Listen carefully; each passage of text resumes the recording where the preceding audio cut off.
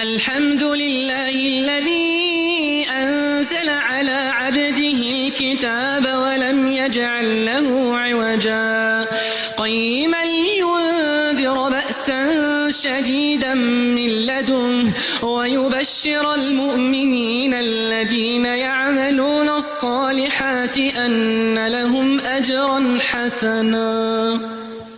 شيخ عبد الباسط عبد الصمد. بسم الله الرحمن الرحيم. إذا الشمس كورت وإذا النجوم انكدرت وإذا الجبال سيرت